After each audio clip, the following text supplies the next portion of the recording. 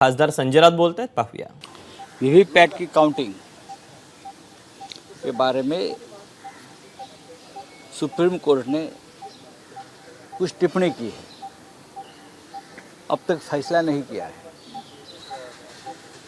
लेकिन अगर ये फैसला होता है तो देश की लोकतंत्र के लिए बहुत ही ऐतिहासिक फैसला होगा। इलेक्टोरल बॉन्ड्स के बाद देश में एक माहौल बन गया है कि भ्रष्टाचार के माध्यम से कैसे चुनाव जीता जाता है, भ्रष्टाचार के माध्यम से कैसे पैसा जमा किया जाता है और वो चुनाव में लाया जाता है। वैसे ही इस देश की जनता का, वोटर्स का लोकतंत्र में अगर निवडणूक की जो एक सिस्टम है उसके ऊपर विश्वास नहीं होगा, जो ईवीएम है, तो उसे हम लोकतंत्र नहीं मानते।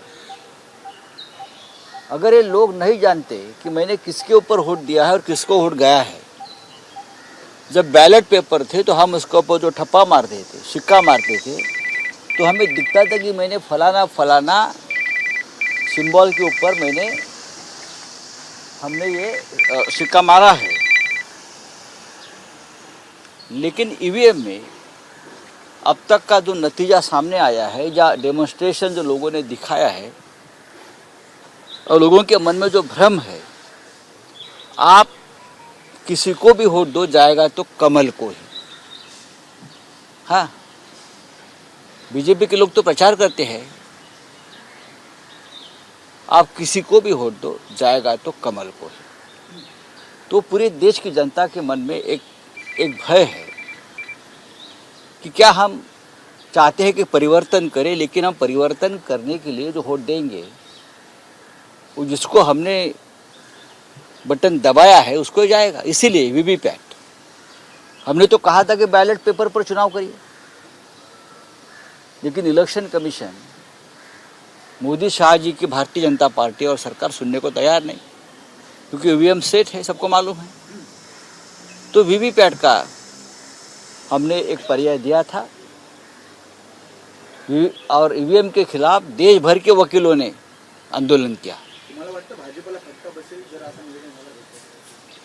ईवीएम हटी, दुर्घटना घटी। हिम्मत तो दिखाई बीजेपी। अगर लोकतंत्र है, लोग नहीं चाहते, पूरे विश्व से ईवीएम हट गई है, पूरे विश्व से। ना रशिया में है, ना यूरोप में है, ना अमेरिका में है, ना अफ्रीका में है। आखिरी देश था बांग्लादेश, वहाँ से भी हट गई ईवीएम। तो भारतीय जनता पार्टी को ईवीएम से इतना प्यार क्यों है, ये बताइए। क्योंकि कुछ गड़बड़ है, घोटाला है और गोलमाल है। तो हम ये कहेंगे कि सुप्रीम कोर्ट अगर फैसला लेता है वीवीपैट के बारे में, तो पूरा देश इस ऐतिहासिक फैसले का स्वागत करे। पण सर, सातत्याने सुप्रीम कोर्टाचे जे एक निर्णय येताना पाहायला मिळतात ते सरकारच्या कुठेतरी टीका टिप्पणी, सरकारवरती रोख धरून, मला असं वाटतं की सरकारवर टीका टिप्पणीपेक्षा हे निर्णय निष्पक्ष आहेत। हे निर्णय लोकशाही वाचवण्यासाठी आहेत आणि हे निर्णय जनतेच्या आणि राष्ट्राच्या हिताचे आहेत।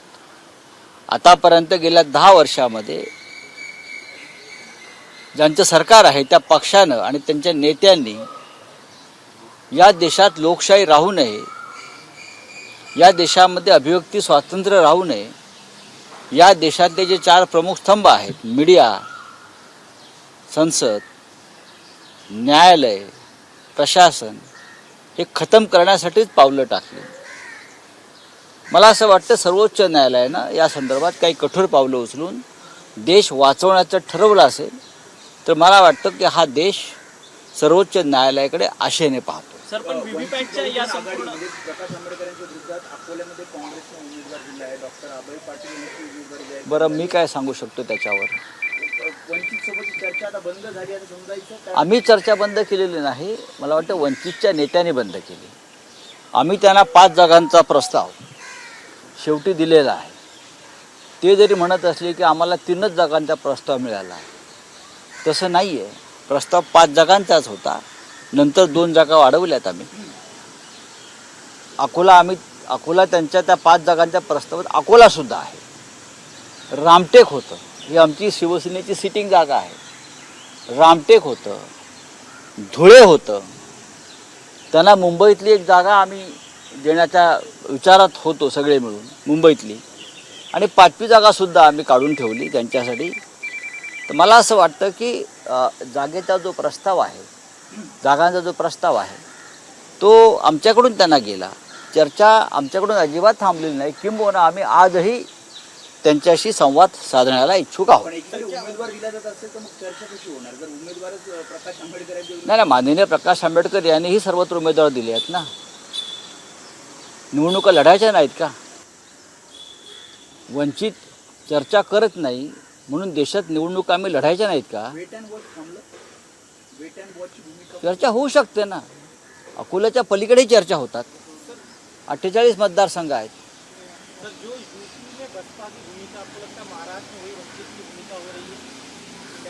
आप प्रकाश आंबेडकर जी के पूछे, हम कैसे बता सकते हैं? हमने तो बहुत कोशिश की कि देश की संविधान की रक्षा के लिए, लोकतंत्र की रक्षा के लिए, जनता और देश हित के लिए हमको एक साथ आना चाहिए. जो वंचित समाज है, जो पीड़ित समाज है, उनको उनका हक मिलना चाहिए. ये हमारी भूमिका रही और इसी वजह से हमने उनके साथ चर्चा भी की है. और हमारे मन में कोई खोट नहीं है. एकदम पारदर्शक तरीके से हमने बात की है. हमने उनको 5 सीटों का प्रस्ताव दिया, जिसमें अकोला भी था, रामटेक भी थी, जो हमारी सिटिंग सीटें है. और भी कुछ अच्छी सीटें हमने उनको देने की कोशिश की है. तो अगर बातचीत नहीं हुई है तो उसका मतलब ये नहीं कि बातचीत पूरी तरह से रुक गई. गोडसे नाराज आहेत. मला माहीत नाही. दरवाजे उघडे असतील. ठाकरे गटाकडून दरवाजे कोणासाठी? हेमंत गोडसेंसाठी कोण आहेत ते? विद्यमान खासदार आहेत. कुठले? आमच्या शिवसेनेचे होते. शिंदे गटाचे पण त्यांना उमेदवारी निवडून कोणी दिलं त्यांना? आम्ही दिलं निवडून. कोणत्याही गद्दारासाठी दरवाजे उघडे नाही. दरवाजा ठोका, दारात बसा, छाती पिटा, गद्दारांना दरवाजे उघडे नाहीत. जर आम्ही भविष्यात गद्दारांसाठी दरवाजे उघडे ठेवले तर मला असं वाटतं जे निष्ठावान, स्वाभिमानी, प्रामाणिक जनता आणि शिवसैनिक उद्धव ठाकरे यांच्या नेतृत्वाखाली आम्ही सगळे एकत्र झालो आहोत, हा त्या जनतेचा आणि त्या स्वाभिमानाचा अपमान ठरतो. सर, शिंदेच्या सगळ्या खासदारांचे पत्ते आता कट होताना पाहायला मिळत आहेत. शिंदेचाही पत्ता कट होतो. तुमच्या माहितीसाठी सांगतो. परंतु तेच खासदार फडणवीसांच्या भेटीला हा? जातात. फडणवीसांच्या भेटीला जातात शिंदेंना डावलून. जरा योग्यतेनुसार लोक जात असतात. शेवटी पॉवर सेंटर कुठे आहे, कोण निर्णय घेऊ शकतं, तिकडेच जातात लोक. लोक कळसूत्री बावल्यांकडे जात नाहीत किंवा बोलक्या बावल्यांकडे जात नाहीत. जो बावल्यांची सूत्र हलवतो त्याच्याकडे लोक जातात. गुड़ी पाड़वा के दिन पूरे मुंबई में हिंदुत्व की ध्वजा लहराएंगे, इस तरह की भाजपा ने रणनीति बनाई. उनका क्या पहले कभी हिंदुत्व की ध्वजा लहराई नहीं थी क्या मुंबई में? मुंबई में, महाराष्ट्र में, देश में कभी पहले हिंदुत्व की ध्वजा नहीं लहराई थी? हम दसरा में जो रैली होती है वो क्या होता है? शिवसेना क्या करती है फिर? इतनी बड़ी बड़ी हम रैली निकालते हैं हिंदुत्व के नाम पर. हम करते हैं ना, सब लोग, हम भी करते हैं. अब चुनाव है, चुनाव के लिए सब चल रहा है तो चलने दो. उमेश पाटील आपल्या पक्षामध्ये येणार अशी चर्चा आहे. मला माहीत नाही. नाराज आहेत. मला माहीत नाही. भारतीय जनता पक्षामध्ये आम आदमी पार्टी के जो सीएम है केजरीवाल, तो तर उमेश पाटील आणि त्यांच्या पत्नी शिवसेना ठाकरे माझ्याकडे माहिती नाही, पण त्यांनी भेटण्यासाठी इच्छा व्यक्त केली, एवढंच मी सांगेन. सर, महाराष्ट्रामध्ये शिंदेच्या शिवसेनेला भाजपने वेटीस धरलेला आहे. 12 जागांसाठी असं तर 288 जागेसाठी काय होणार, असंच त्यांच्या शिंदेच्या जे मंत्री आहेत, माजी मंत्री नवले यांनी प्रश्न उपस्थित केले. असं आहे की त्यांचं त्यांनी पाहावं. आम्हाला कशाला प्रश्न विचारताय? तुम्ही गुलामी पत्करलेली आहे. गुलामाला लाथात बसतात कमरेत किंवा फेकलेल्या तुकड्यावरच जगावं लागतं. आम आदमी पार्टी के सर अरुणाचल प्रदेश में 30 जगहों पे एलओसी के पास किस तरह से देखते हैं? हम क्या देखेंगे? प्रधानमंत्री ने देखना चाहिए. देश के प्रधानमंत्री है. अब चाहे वो कार्यवाहक प्रधानमंत्री पूरे देश में घूमते हैं ना चुनाव में. अब जाइए चाइना बॉर्डर पे, देख लीजिए क्या हुआ है वो। जाइए लद्दाख में, जाइए मणिपुर में, आक्रोश देखिए लोगों का क्या है। लद्दाख में चाइना घुस गया है, अरुणाचल में चाइना बॉर्डर पे खड़ी है, हमारे गाँव का नाम बदल रहे, हमारा नक्शा बदल रहे हैं। और यहाँ प्रधानमंत्री जी चुनाव में भाषण देके घूम रहे हैं। देश से ज़्यादा राजनीति महत्वपूर्ण नहीं है, ये किसी ने जाकर प्रधानमंत्री को बताना चाहिए। चलिए, थैंक यू। सर आम आदमी पार्टी के जो सीनियर लीडर है ये है आतिशी, उन्होंने ये क्लेम किया है कि उन्हें बीजेपी ज्वाइन करने के लिए कहा है, अदरवाइज ईडी उनको अरेस्ट कर लेगी। इसे किस तरीके से देखते हैं? देखो, ये आतिशी जी के लिए ऑफर नहीं होती है, ये एक बड़ा पैकेज है इस देश में।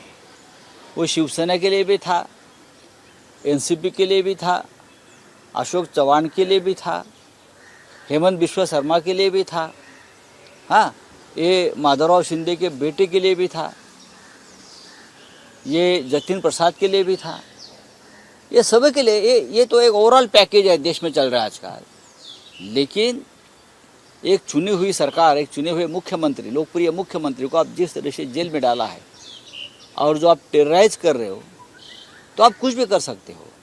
आतिशी को जो ऑफ़र आया है उसमें मुझे कोई आश्चर्य नहीं है, लेकिन 25 करोड़ का ऑफर है, 10 करोड़ का ऑफर है। महाराष्ट्र में तो 50-50 करोड़ में विधायक बिक गए। बीजेपीने कोणाला ऑफर नाही दिली या देशामध्ये। बीजेपीने या देशामध्ये एक पॅकेजच केलेलं आहे ना। महाराष्ट्रात 50 कोटीला विकत घेतले, ईडी सीबीआयची दहशत निर्माण केली।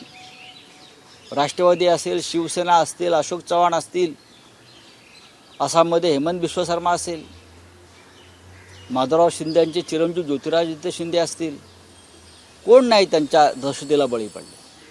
सगळेच गेले। अजित पवार गेले ना 70,000 कोटी घेऊन। त्याच्यामुळे आतिशींना ऑफर आली, यात मला आश्चर्य वाटावं असं काय नाही। तेव्हा ईएमए हटवण्याची हिंमत दाखवावी असं एक आव्हान संजय राऊत यांनी केलेलं आहे।